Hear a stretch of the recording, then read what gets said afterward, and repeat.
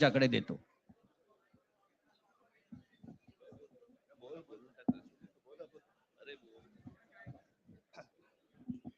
बघा, एवढं आमचं एकमत झालेलं आहे. सर्वांचं स्वागत करतोय.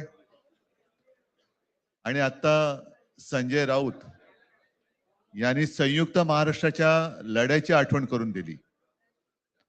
तो जो मंगल कलश आणला गेला तो काही सत्यनारायणाच्या पूजेसारखा आणला गेला नाही. त्याच्या मागे खूप मोठा संघर्ष झालेला आहे. 105, 107 किंवा त्याहूनही जास्त मराठी माणसांनी बलिदान देऊन मुंबई महाराष्ट्राला मिळवून दिली. आणि त्याची आठवण आज होणं स्वाभाविक आहे. कारण आम्ही आज दोघेही इथे बसलेलो आहोत, ठाकरे बंधू. आमच्या दोघांचेही आजोबा प्रबोधनकार हे संयुक्त महाराष्ट्राच्या लढ्यामध्ये पहिल्या 5 सेनापतींमधले एक सेनापती. त्यांच्या सोबत माझे वडील म्हणजे शिवसेना प्रमुख हिंदू हृदय सम्राट बाळासाहेब ठाकरे, राजचे वडील म्हणजे माझे काका श्रीकांतजी ठाकरे, म्हणजे अख्खं ठाकरे घराणं त्यावेळेला मुंबईसाठी संघर्ष करत होता. त्याच्यानंतरचा इतिहास मी काही आता तुम्हाला सांगत बसत नाही. पण मुंबई महाराष्ट्राने मिळवल्यानंतर मुंबईमध्येच मराठी माणसाच्या उरावरती उपरे नाचायला लागले. आणि त्यावेळेला न्याय हक्कासाठी शिवसेना प्रमुखांना शिवसेनेला जन्म द्यावा लागला. साधारणतः 60-65 वर्ष आता होतील. पुढच्या वर्षी शिवसेनेला 60 वर्ष होतील. इतकी वर्ष व्यवस्थित गेली.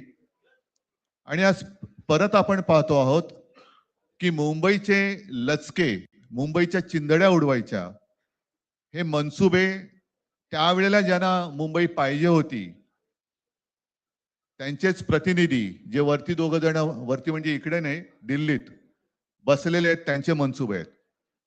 आणि आता जर का आपण भांडत राहिलो तर मग तो जो काय संघर्ष, ते जे काय हुतात्मा स्मारक आहे त्याचा मोठा अपमान होईल.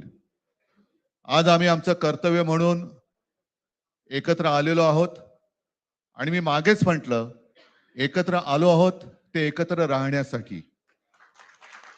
यापुढे मुंबईवरती आणि महाराष्ट्रावरती कोणी वाकड्या नजरेने किंवा त्यांच्या कपटी कारस्थानाने महाराष्ट्राला मुंबईपासून किंवा मुंबईला महाराष्ट्रापासून, मराठी माणसापासून तोडण्याचा प्रयत्न करेल, त्याचा राजकारणात खात्मा केल्याशिवाय राहणार नाही. शपथ घेऊन आम्ही मैदानात उतरलेलो. उत्साह अमाप आहे. मी तुमच्या सर्वांच्या माध्यमातून, मला कल्पना आहे की आज केवळ महाराष्ट्रच नाही तर अख्खा देश बघतोय. मी सर्वांना विनंती करतोय, आवाहन करतोय आणि एक सूचना सुद्धा करतोय. कारण मागे विधानसभेच्या वेळेला भारतीय जनता पक्षाने जो एक अपप्रचार केला होता, बटेंगे तो कटेंगे, तसंच मी मराठी माणसाला सांगतोय की आता जर का चुकाल तर संपाल, आता जर का फुटाल तर पूर्णपणे संपून जाल. म्हणून परत एकदा तुटू नका, फुटू नका आणि मराठीचा वसा टाकू नका, हाच एक संदेश मी आमच्या आज दोघांच्या युतीच्या निमित्ताने संपूर्ण महाराष्ट्राला देतो आहे.